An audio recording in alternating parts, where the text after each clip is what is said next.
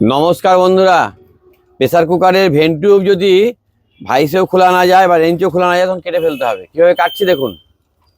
কোনো লোহার ওপর রাখতে হবে, রাখার পরে লোহার ছেনির সাহায্যে এভাবে কাটতে হবে। খুব সাবধানে কাটবেন যেন ঢাকনাটাই চোট না পায়। এই যে কেটে গেল।